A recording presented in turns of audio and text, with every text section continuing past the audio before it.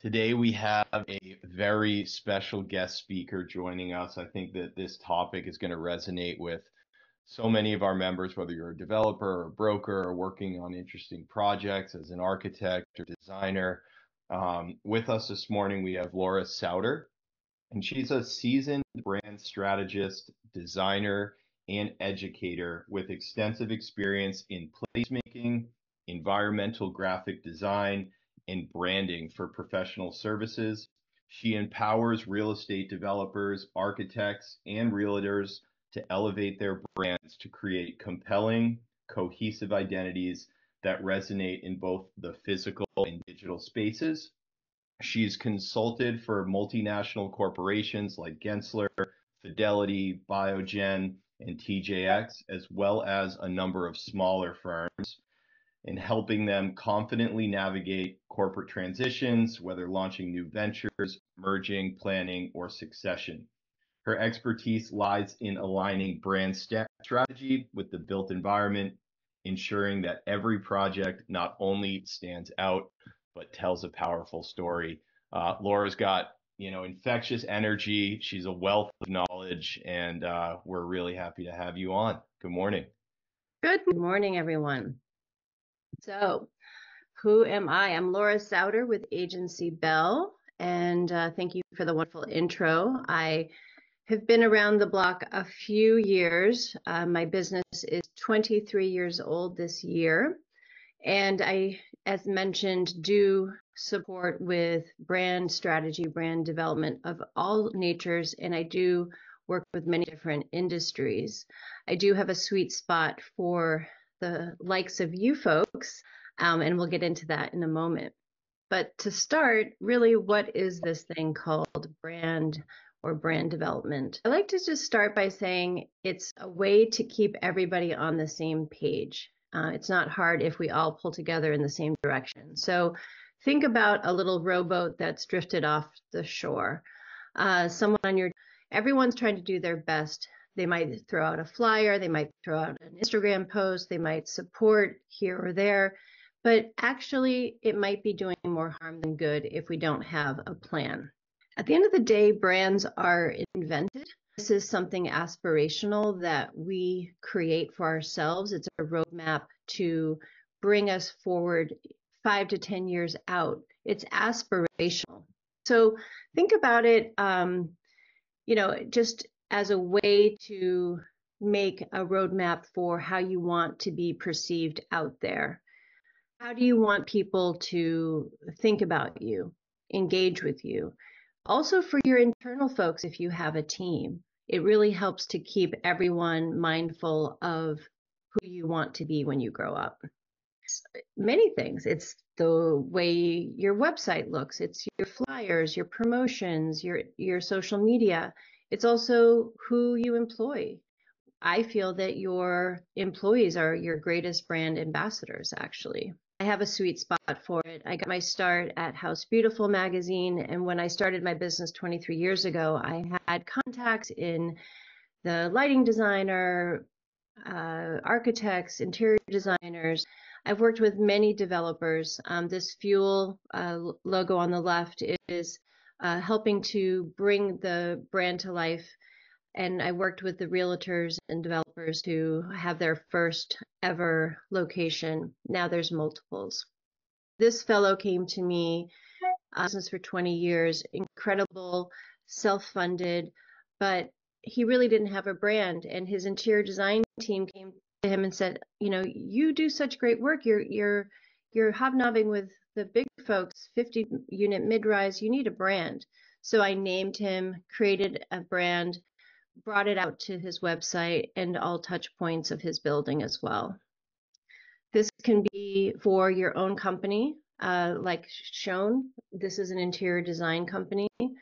They also had been around for about 20 years with an outdated name, an outdated identity. And this fellow was looking to get ready for selling his business. He was 65 and really wanted to recoup all that he had built.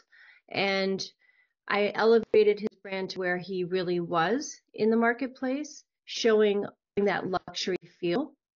And just this past month, he did announce that he was snapped up by a bigger company and was able to recoup all that he deserved and has an exit plan in order to get ready to retire when he's ready. This can roll out also to products and services. So this is a lighting design company.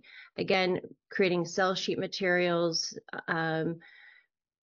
items that can go into the design center. But what is this thing called placemaking? We'll also call it environmental graphic design. Environmental, what you see here are scrims or wallpapers that are applied to the wall. Those are on plastic and not environmentally friendly. How did I get started? I would say it was probably when I was the creative director of Walden Books and Borders Books in the Midwest. We had over 1,200 stores, and there were so many different touch points. Again, that idea of that little rowboat, 1,200 stores do it 1,200 different ways, and I had to figure out how to unify and create that internal visual for what Walden Books and Borders Books were supposed to be known for. Also, when I worked with Gensler to bring the investor centers into one kind of kit of parts for fidelity. What you see here, again, are those branded walls, colors, stripes start to add that sense of place or that internal look and feel that lets you know where you are and what they're all. At the end of the day, you're bringing the brand to life within the built environment. This can be something as simple as the directional signage or wayfinding. It can be just an arrow, of course, to get to the men's or ladies' room, but it can also be more and start to add that kind of elevated feel that you want your space to be known for. Here are a couple of examples, again, of maybe a floor identifier, bathroom, a business, and where they can be found on each floor. Obviously, you can go to 1-800-signs.com, but it's really nice to have a more ownable feeling. This might be a little busy for some environments, but this is perfect for a school. Really fun, irreverent, and again, using photography and typography to really create a real feeling within the built environment. Maybe a little busy for a building, like this might be like a commercial building. This might be a better solution where you add light and color. A little bit of typography in a supersized form is nice as well. It just really starts to add energy in kind of underutilized spaces that might traditionally just be paint color. And it really can be fun and ownable. This 9 on the bottom right has been photographed so many times. You can also think about it in terms of construction graphics. Start to really give the neighborhood that first look of what the building is about and the energy and vitality that you're bringing to the neighborhood. What do you do on a smaller scale?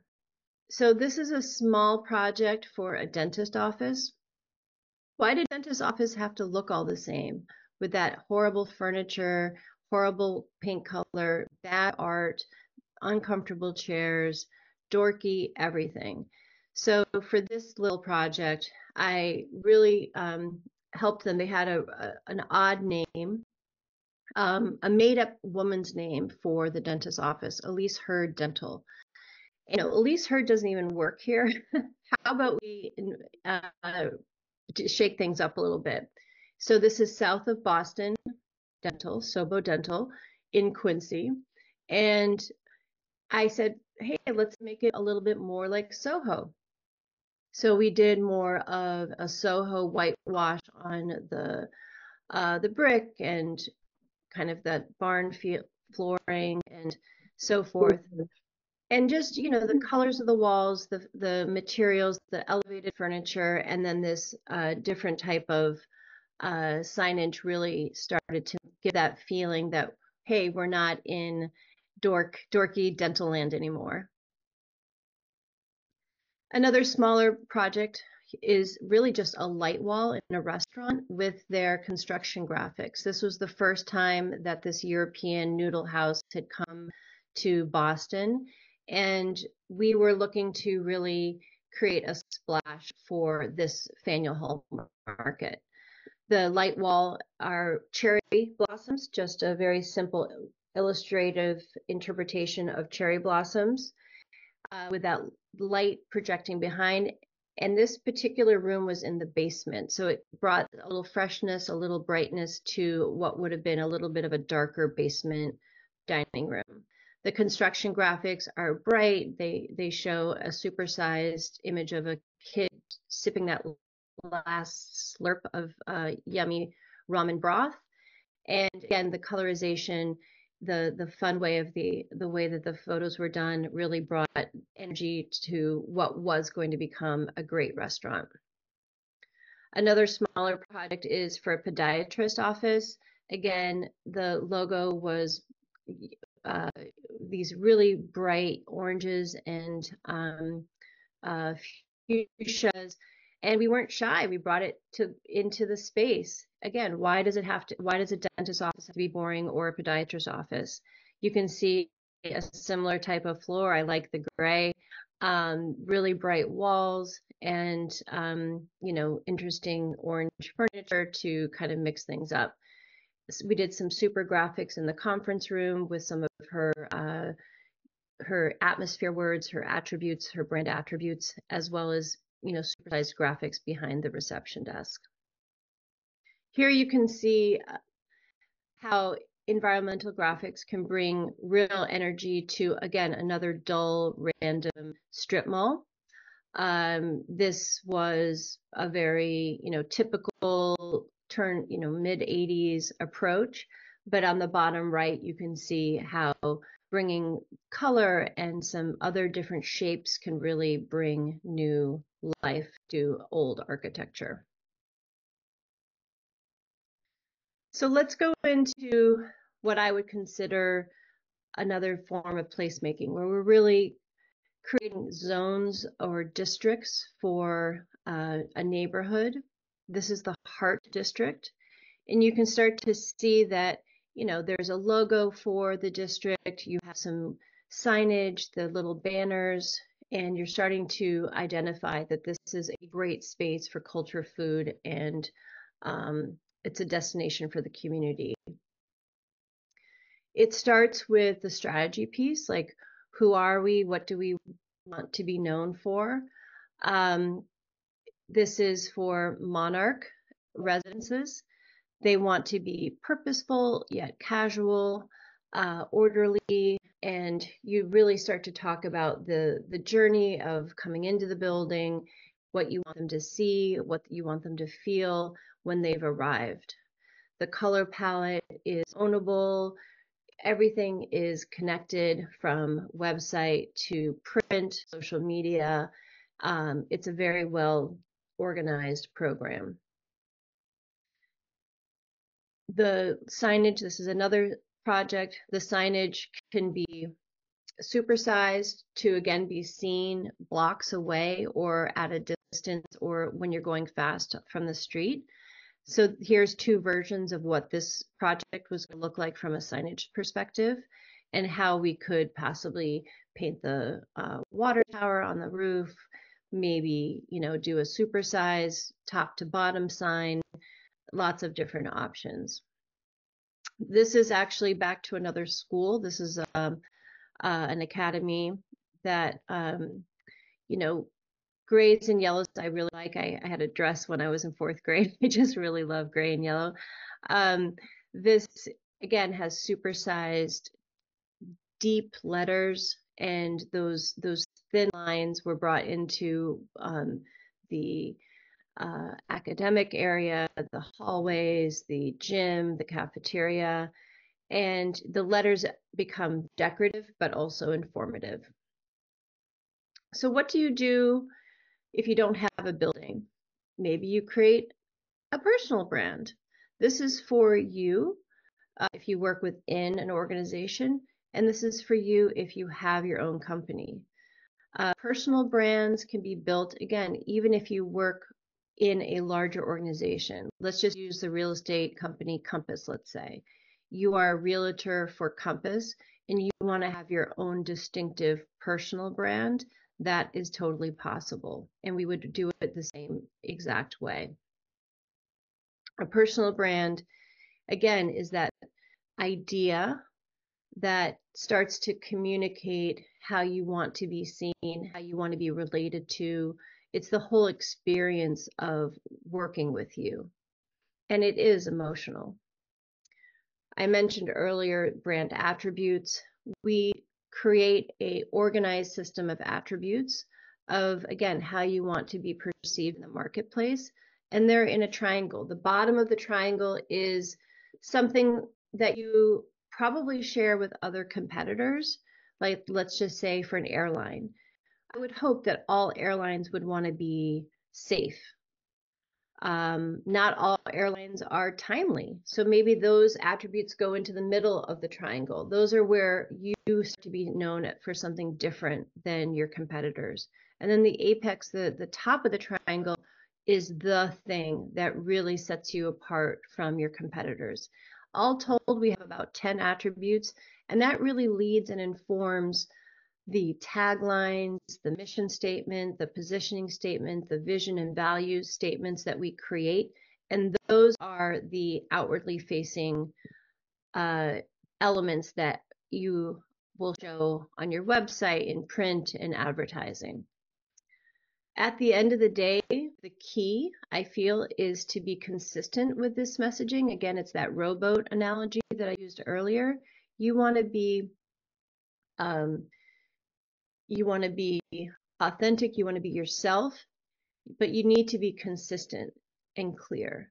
So all of these things together, clarity, consistency, and constancy, really starts to build that concept of the brand called you.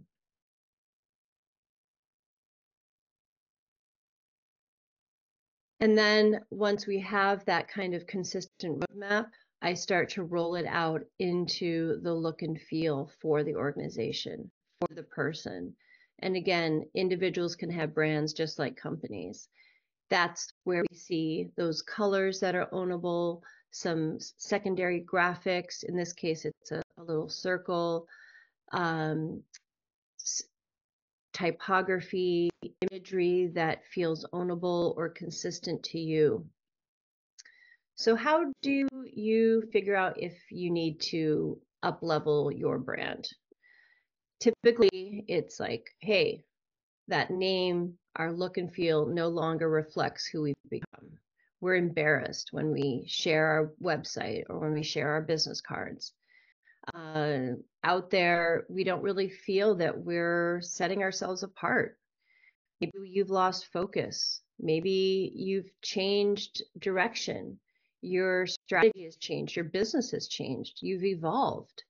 You've outgrown where you started, which is totally fine. You've heard many times that people who've been around for 20 years come to me. 20 years, 10 years, that's, when things start to feel a little tired. Maybe you've come together with another company, or you're separating from where you've been. That is a great trigger.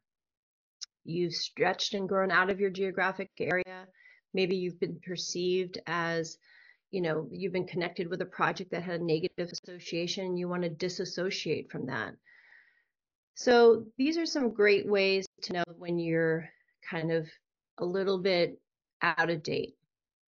Maybe people aren't coming to work for you because they don't really like what your logo and brand represent. So do you happen to know the approval process for sort of naming a district and placemaking? Because I would assume you would kind of need to get the city on board, the neighborhood on board to make sure that they're aligned with your vision for that space. So it depends if it's a conglomeration of buildings or one particular building. If it's a conglomeration, there's definitely been a grant typically that's been procured by the city, and there's going to be a team that is working with the town to elevate this particular zone. So that would be already typically those links between government and project managers have been made prior to engaging me.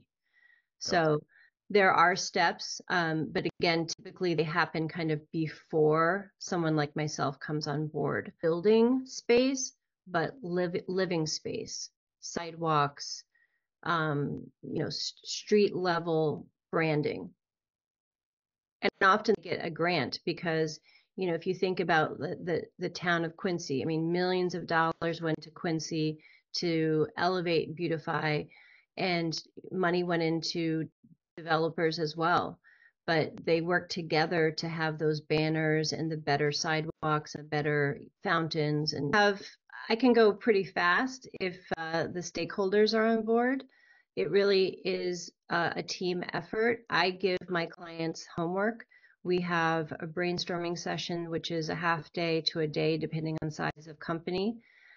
Within a week or two, I can reflect back to you what you've generated from the brainstorming. That creates, again, those words, the marching orders for positioning. So within the first month, you'll definitely have a strategy, and that informs the identity, the look and feel. That I would say within 3 months, you'll have a brand, a logo, a look and feel. You may not have a website and everything finished, but within the first couple of months, you'll definitely have some tools to get out there. I do prefer to do a real true launch for my companies. I think it's a really fun process, and it really engages your previous clients about what you're up to, and then starts to get the buzz out with those future types of clients that you're trying to get with this branding process.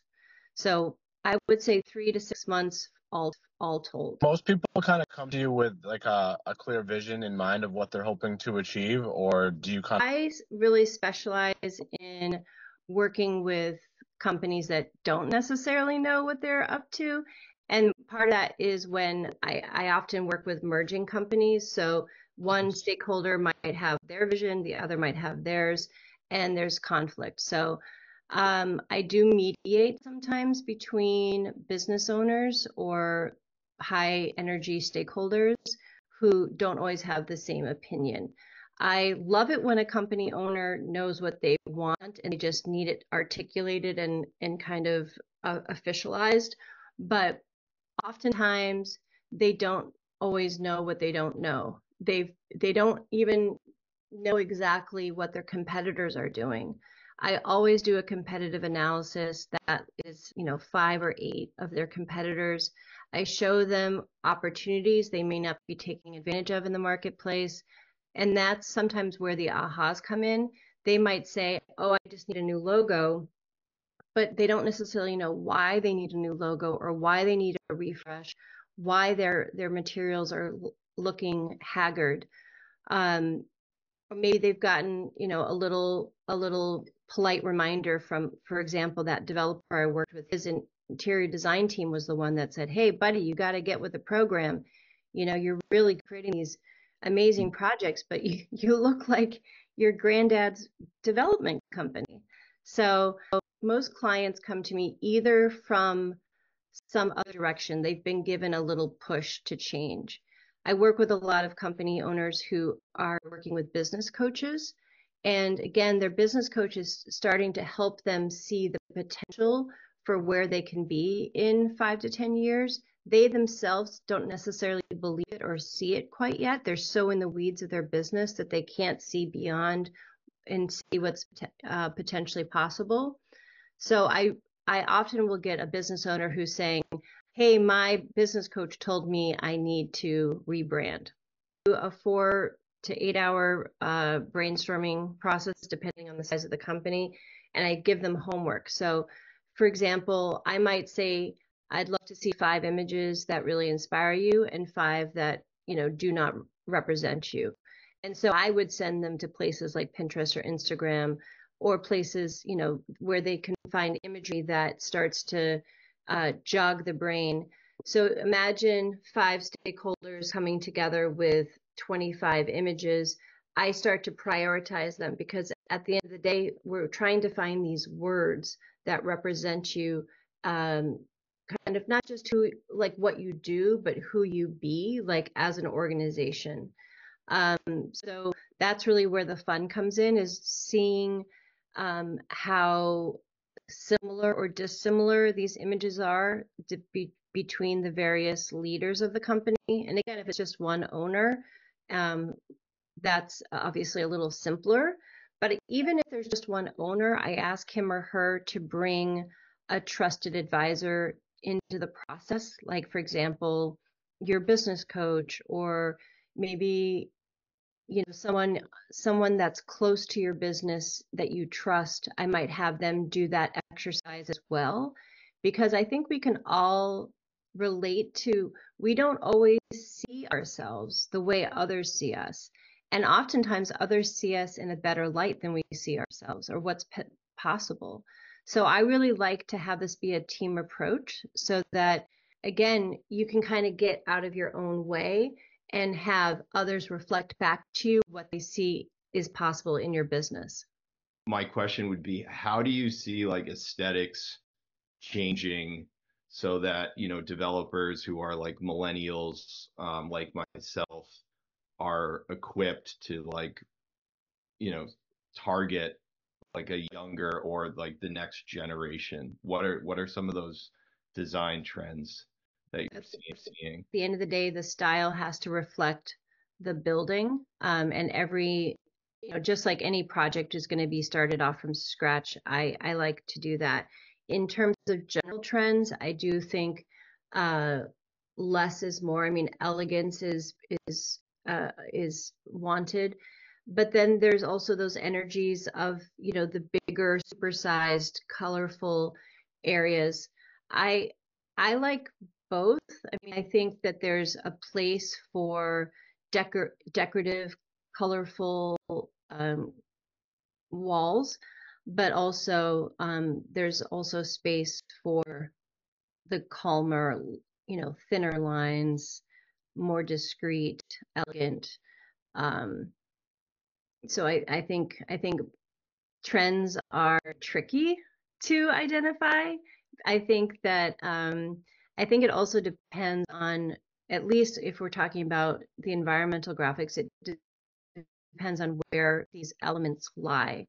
And I like to sometimes play with both the bigger, bolder with the streamline, calmer, depending on the zone that we're in. Think about that Fidelity project I showed you with the giant stripy walls. I mean, those were 2 stories high. It was a lot of green, a lot of blue. It was a lot of color, but it fit in the space, if that makes sense. So I'll always do a little bit of a different set of axes. So this is more in terms of competitive analysis, where I'll look at, is it about cost? Is it about geography? We can change these axis points to any number of axes attributes to start to see where things lie, at least in terms of competition. At the end of the day, we're looking to own a segment of the marketplace, and it could be cost and geography, it can be luxury versus commonality, any number of attributes. So once we have a space where we're kind of seeing competitors are either, you know, cheap and far away, or nearby and expensive, we just start to see where a hole opens up in the marketplace, and that is really where I zone in. And the marketing piece is about protecting that area that we've identified in the competitive analysis, because again, marketing is about messaging and connecting, and we want to market and message to the folks that are in that kind of hole in the marketplace that we've identified. That actually makes perfect sense to me now. I have never actually connected with that sort of the thought process on it, but that makes complete sense. And I think that that's something that Gaetano had mentioned Andrew O'Kane. I think Andrew O'Kane has kind of mastered that, where I don't know if O'Kane's on the call, but it'd be interesting to hear, because he's always overthinking that, where he's trying to keep that competitive edge. and worried that he's going to become more expensive than his competitors because he does a lot of AI stuff. But okay, and I kind of wanted to hear your stance on that as well to see what she had thought.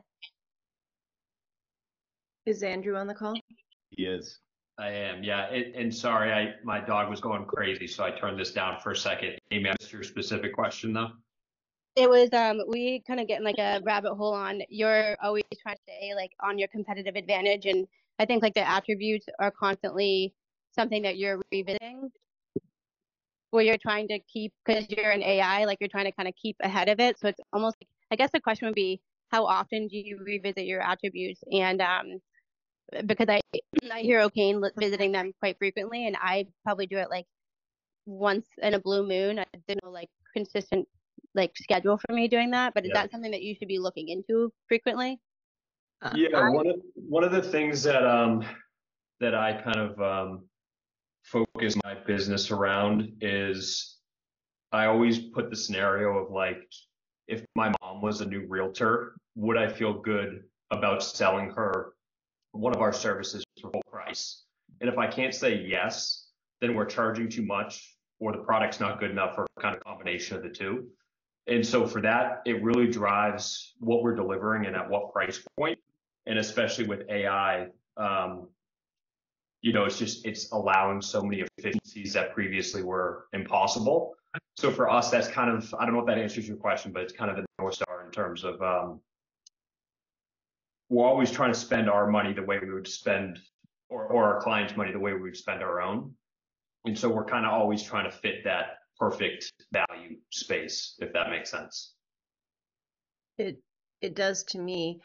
To answer Amy's question, I would counsel not to revisit the attributes if the process is well done and well laid out from the get-go. Typically, those branded attributes are part of that initial strategic toolkit that would help to bring you forward for the next 5 to 10 years. So, I mean, yes, maybe in 5 to 10 years you can, but you don't necessarily need to revisit it every few months, I don't feel. But in the ever-changing landscape of technology, maybe that shifts a little bit more. But again, that's more in what you do versus who you be as an organization. Ideally, if a brand is well done, you could sell toilet paper or airplanes. It's still the same foundation of brand and what you stand for versus exactly what you do on the day-to-day. If you look at Virgin Atlantic, they can sell vinyl or space programs.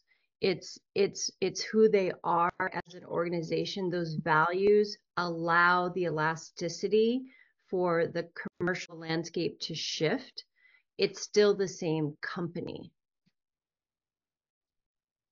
Wow, great example. I love that. Matthew Arnold, do you want to chime in here? I know that you've had some experience with clients on the architectural side in placemaking, I'm sure. Yeah, I mean, I've always appreciated the kind of perspective that visual identity and brand designers bring to a project compared to me, which I'm an architect, so I bring a very architectural perspective. But I've had a lot of experience collaborating on retail projects and placemaking projects, and I always appreciate the kind of layer that you guys bring and put over the architecture, which kind of very much highlights a lot of the things that we develop, we design these things. But for one example, like the project Ironworks in South Boston, we worked with an identity designer. They just changed their name. I don't know what their new name is, but they helped us deploy all these kind of graphics and signage and all of this additional layer on the building that I think really brings the vibrancy to the neighborhood, and makes it a much more interesting project than just a straight up architectural project, and really helped kind of weave it into the fabric a lot more. So Laura, I suppose you showed some placemaking projects, and I suppose you have a process of working with architects and neighborhood organizations and urban designers and stuff, which is probably different than working with, a client that you're trying to establish an identity or a brand for. Do you have a favorite on which one that you like to work with? Well, I love the mixture. Placemaking really is a sweet spot for mine. I love the challenge because it's again, it really leans into we are inventing this, and the architectural process along with my process works really well together, because I think when you're doing this brand development piece for a business or for a personal brand, it really gets so much more in the weeds of, well, we do this, we do this, we do this. And branding really isn't about that. We're inventing an atmosphere of what we want people to understand about ourselves. And so for the architecture process, same thing. We're inventing the spaces. We're inventing the way you move through space, what you want people to feel. It's that evocative feeling that I really, really want people to understand when we do the branding process. So I feel like they're very harmonious and they work well together, because again, we're taking a blank slate of, we have this amount of land, and what are we going to do with this land, and what do we want people to feel, and how do we want them to walk through space. So I really like this process. Interesting. For some of the developers and brokers on the call who are maybe working with, smaller residential projects, what are some ways that they can implement the concept of placemaking into those endeavors?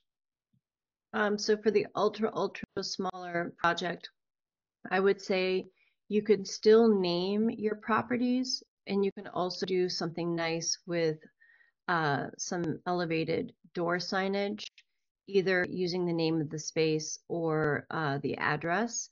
Obviously, you saw that giant 9, that might be a little too commercial for a residential home, but some people might build some custom uh, address signage, or even a piece of artwork, in the front yard, or something that is a little more significant in terms of identifying the home in a little bit of a different way. So I've actually done some research on sculptors to bring in lawn sculpture that again starts to create that feeling for this is what this home is all about. And another little trend that's going on is obviously investments for Airbnbs. Airbnb owners of homes are really starting to create sometimes a suite of houses that are within the umbrella of ABC development or real estate. And they'll have, this is the Blick house, this is the Otis house, and so, you're really starting to create this library of homes, and they'll design the homes. Again, when this is well done, it could be really beautiful. Like, oh, I stayed at the Blake last time. Oh, I've been to the Otis. And, you're naming your properties, much like you would a suite of boutique hotels, let's say. Very cool. Yeah, I think back to O'Kane, he's done a phenomenal job of doing some Airbnb fully branded stays up north. That's a great point. How would you measure your ROI in placemaking efforts? So if like you're trying to convince a client to invest in this concept, how are they going to know that they're getting a return on these efforts? It's a great question. And you're not going to like it, but it takes time. It takes time to see the ROI in terms of obviously units sold or dollars spent in a shop. So in the district placemaking, these are typically underutilized wharf areas or down and out other types of areas in the town where people just have stopped going to it. It's gotten a bad rap, or maybe, the zip code has just gotten tarnished with age. So it's going to take time, sometimes 5 years. But if you're seeing units being sold, if you're seeing those store units being rented, dollars are being spent, that's where you're going to see it. And again, it's going to take a couple of years to see that changeover.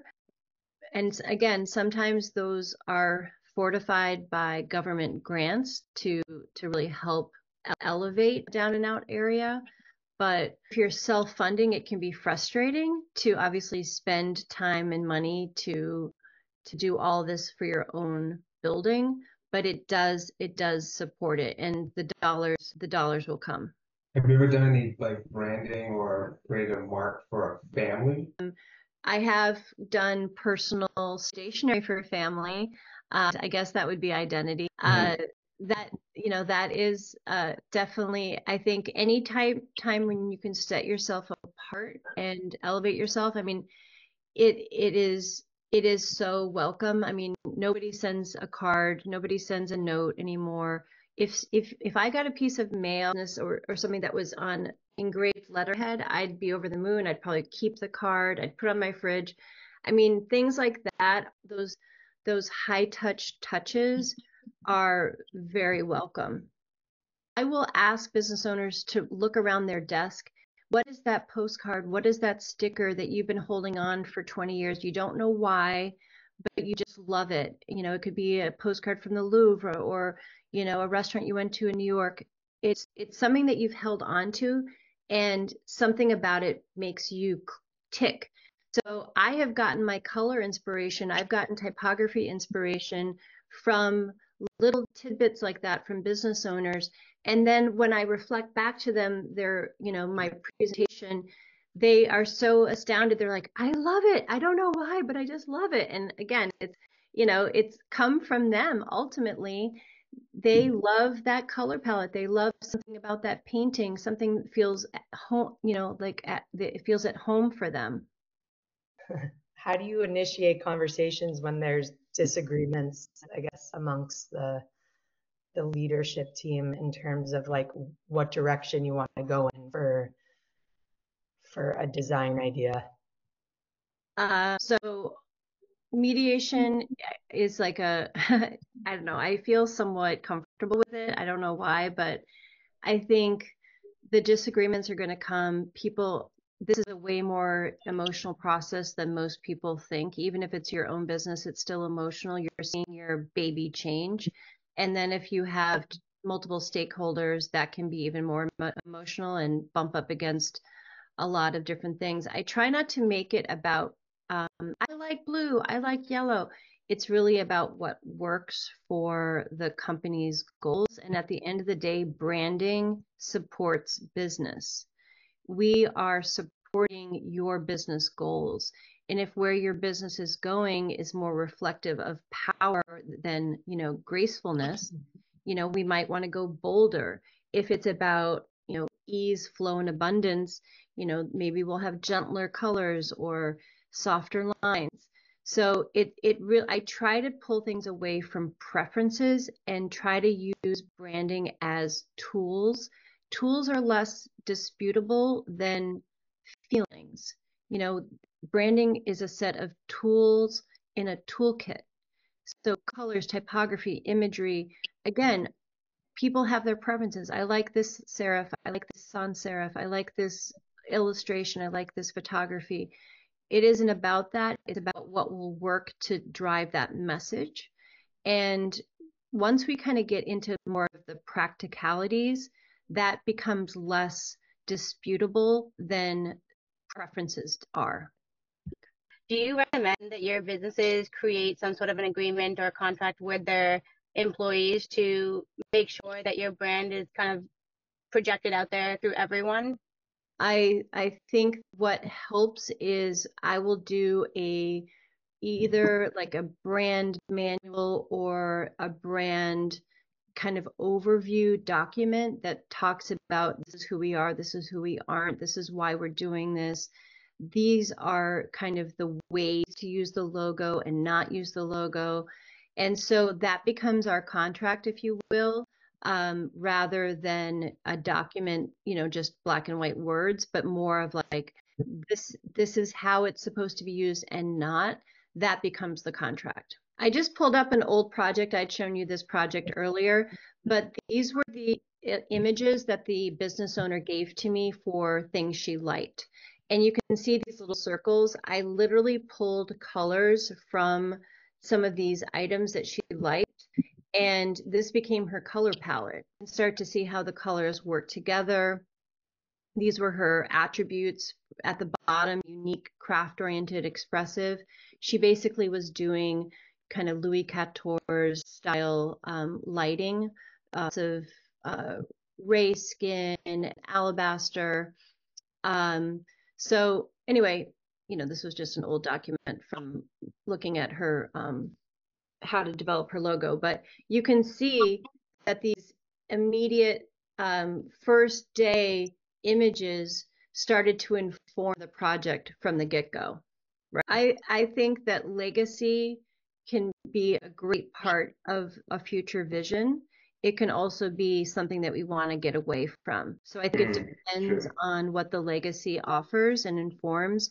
A lot of branding comes out of celebrating milestones or anniversaries. So sometimes you don't have a change in the marketplace or a tired this or a new leader. Sometimes you're celebrating 25 years or 50 years or 100 years. And so that's obviously where legacy comes into place. We've been around for 35 years.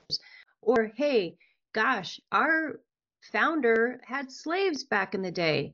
We don't want to celebrate that. So, so it's like sometimes you want to kind of get away from where you've been and, kind of rocket ship yourself to some future place that's far and away from that.